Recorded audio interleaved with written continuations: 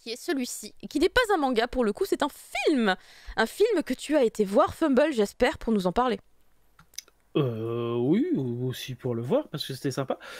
Oui, Pas non seulement mais que pour vous en parler. ce que je veux dire, oui, oui, ce que je veux dire, enfin, tu l'as vu, voilà, j'ai peur, c'est bon. Et oui, donc c'est Sword Art Online, 2 movies progressives. Alors, peut-être que vous connaissez Sword Art Online, on sait jamais, hein.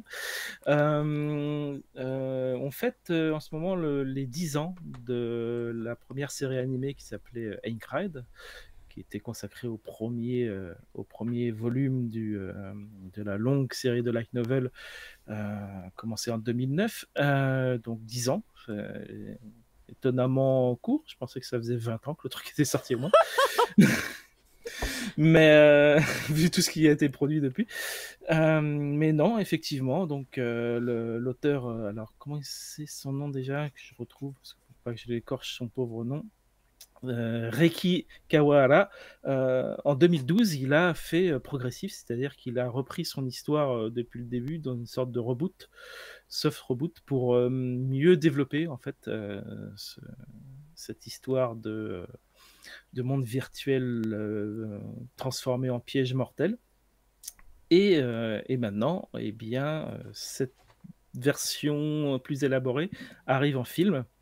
Euh, Directement au cinéma pour c'est en parallèle, c'est un reboot, mais pas totalement. Ça raconte les mêmes événements, un peu différents, mais cette fois vu à travers l'œil de l'héroïne qui est Asuna, alors qu'au début c'était Kirito, l'épéiste noir, désormais célèbre, dont on suivait les aventures depuis le début, en tout cas dans l'anime Aincrad.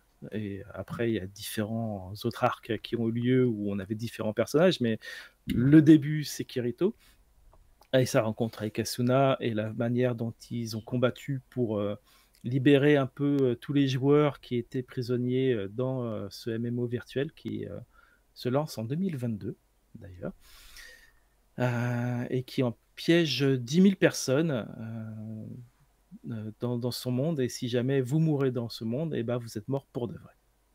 Donc le but du jeu, c'était de le finir, et personne ne pensait qu'on pouvait le finir, mais Kirito, il a réussi. Il est trop fort. Mais c'est trop fort. Et ça, c'est l'histoire de Aincrad. Et le premier film sur Sword Art Online de movie progressive va plus s'intéresser à l'arrivée de Asuna dans ce monde, parce que normalement, dans la série anime, on la rencontre au 2e épisode, 2e, 3e. Et là, on la voit dès le début, même avant que Sword Art Online se lance en tant que jeu vidéo. Et voilà, c'est tout un nouvel aspect.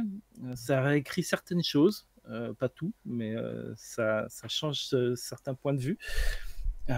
Et c'est assez intéressant et drôle, même si la réalisation, c'est une réalisation d'anime, hein, pas de film. Ils n'ont pas vraiment cherché le Sakuga à tout prix. Hmm. C'est plus pour les fans qui veulent voir cette deuxième vision, mais c'est aussi bon pour ceux qui veulent découvrir la série à partir de là. Donc c'est vraiment une sorte de reboot intelligent. C'est fait de manière très intelligente pour relancer le truc sans le relancer vraiment. C'est vraiment bien mené et ça touche tout le public, donc je trouve ça vraiment bien foutu, quoi. Après, il y a certaines choses qui sont un petit peu rushées, même si ça couvre vraiment le tout début, ou qui sont encore occultés vu qu'il va y avoir d'autres films après. Donc on place certains personnages et on comprend qu'ils vont avoir une importance plus tard, mais ça sera plus tard. Il y a certaines ambiances qui sont pas aussi bien développées que dans Hmm. l'anime de base. Par exemple, l'aspect dramatique des gens qui Hmm. sont morts. Là, on revient dessus, mais ah bah oui, ils sont morts, mon Dieu, ils sont morts dans la vraie vie. On en est déjà à 2000 morts, c'est terrible. Mais ça se concentre pas là-dessus. Donc si on découvre, ça fait un peu froid. Si on découvre le truc, c'est quand même important, il pourra en parler un peu plus quand même, qu'il y ait autant de morts. Là, c'est un peu expédié. Mais c'est aussi une des forces de cette nouvelle version, c'est qu'elle se base vraiment sur Asuna. Et même quand tu arrives à des passages où vraiment ils peuvent pas changer l'histoire, où Kirito est important, même si tu vois que Kirito est important, ils réussissent vraiment à se refocaliser sur Asuna dès qu'ils peuvent. Donc c'est plutôt bien Hmm. réussi, cette narration. Ils font les choses comme elles doivent être, quoi, selon ce nouveau point de vue voulu par l'auteur, et c'est vraiment une réussite. Euh, on découvre un nouveau personnage qui s'appelle Mito, qui est une amie de Asuna dans la vraie vie, et qui est une bêta-testeuse aussi, donc qui va l'aider au début à devenir le personnage qu'on découvre déjà potentiellement très fort dans l'anime de base. Si j'ai regardé pour me remémorer un petit peu la rencontre de Kirito et Asuna se fait juste avant le combat pour le boss du premier niveau, qui doivent combattre pour passer au niveau suivant et au niveau suivant et ainsi de suite pour réussir à finir le Demise? jeu. Non. Le nom du boss? Ouais. Je sais plus, mais en tout cas, c'est une espèce de gros kobold énorme, boss kobold, Minotaur, quelque chose comme ça. Je crois que c'était Glimai. Ouais, en tout cas, il est largement mieux dessiné dans le film que ce qui ressemble dans l'anime original.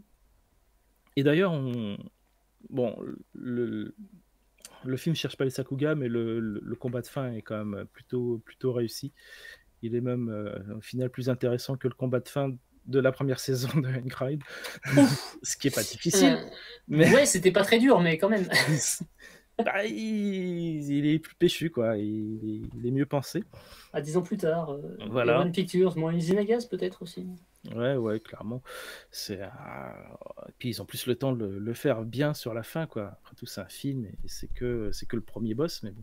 Du coup, ça fait un peu gênant, quoi, pour l'ancienne version, quoi. J'ai un peu peur avec cette histoire de lancer un film en 2022, là, franchement. Parce que quand tu vois où en est le roman, de leur montée, Ah oui, et de leur puis progression dans le roman dans le principal jeu. a encore beaucoup de choses à raconter et beaucoup de Waouh. choses à adapter, donc c'est assez énorme. Et puis Ça s'arrête pas demain, ok. les romans progressifs, non, ils continuent depuis Les longtemps. progressifs sont toujours en cours. Ils Et sont toujours en cours. progressives, ils en sont à 8 tomes. Et je crois qu'ils ont dépassé à peine le palier 5, qui a 77 étages. Ah oui, quoi. oui, c'est un truc de Enfin, dingue, c'est, progressif. Et là, ils ont on annoncé aura 80 ans, il ne sera même pas encore au niveau dernier niveau. Quoi. Ouais. C'est ce qu'ils voulaient faire, hein, c'était développer vraiment la montée dans les étages et tout ça, quoi. Mais effectivement, on verra jusqu'où, hein, mais ils annoncent déjà le film pour la suite pour 2022. Donc le premier s'appelle Aria of a Starless Night. La suite, j'ai oublié le nom. C'est on verra bien. Il n'y a un pas nom à encore de rallonge nom aussi. international. Si. Il y a un nom international, ça y est. Il le donne à la fin du film.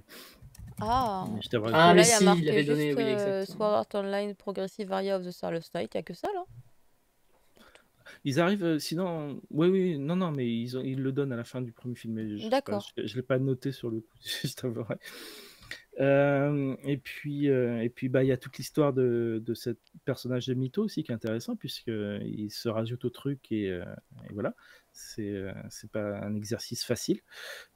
Scherzo of the Dark Dusk. C'est ça. Voilà. Ce sera celui de 2022 qu'on aura probablement en 2023, à moins qu'ils raccourcissent encore les délais entre la sortie japonaise et la sortie française. Voilà, donc c'est plutôt sympa, hein. Moi, je pense qu'il faut le voir. L'histoire entre Asuna et sa copine est intéressante, mais je pense qu'il faut surtout le voir pour la première vraie rencontre entre Kirito et Asuna, parce qu'en fait, ils se rencontrent avant, mais sans le savoir. Parce que quand ils se rencontrent à nouveau pour le boss, elle est capuchonnée, on le voit dans planquée, l'animé. et il sait pas que c'est elle, mais il l'a déjà rencontrée, même si en fait il la rencontre un petit peu en coup de vent. Il l'aide pour un combat. D'accord. Et qui était mal engagé.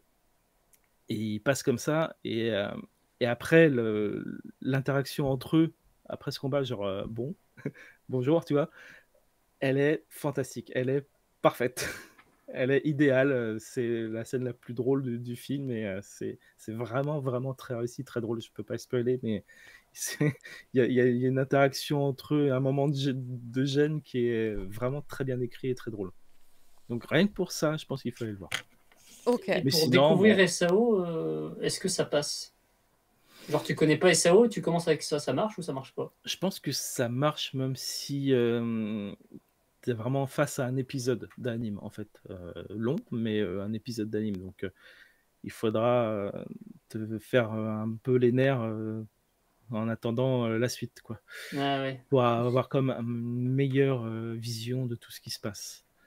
Alors que bon, l'anime était plus rapide. Comme je disais tout à l'heure, il y a plein de petits aspects qui sont un petit peu rushés Ouais. pour laisser la place vraiment à Asuna, sa copine Mito et sa rencontre avec Kirito. Ils sont vraiment au centre du truc. Tout le reste est plus en clin d'œil, en Ouais, référence, en disant ah ça arrive, on va en parler, mais ça vient, on sait que vous attendez ça. C'est plus ce genre de sentiment que tu as par rapport au reste de l'histoire, quoi. Donc ça peut créer peut-être un petit peu de frustration, effectivement, mais ça reste compréhensible, hein. C'est bien expliqué, ça remonte des choses que on n'avait pas vues, donc la famille d'Asuna, par exemple, avant qu'elle se lance dans le jeu, comment elle s'est lancée dans le jeu, pourquoi, tout ça, Gosse de c'est riche. intéressant. Ouais. Mal aimée par sa mère. Tout un passé familial qui est intéressant à découvrir, quoi. Mais voilà, c'est dans tous les cinémas CGR en ce moment, donc profitez-en si vous voulez le voir sur grand écran, et puis je pense que ça arrivera sur Wakanim au bout d'un moment. Ouais, Mais des je sais chances. pas quand. Probablement Ouais, pour la ça, on peut sortie pas des s'avancer, Blu-ray au Japon. Ah, sûrement, ouais. Ah oui, quand même. Merci Bah, beaucoup, Fumble. verra, c'est ça. On va passer du coup maintenant à Prof Isekai qui va nous parler de Manchuria Opium Squad, un titre qui est sorti la semaine dernière de chez Vega Ouais. Dupuis. J'ai direct été.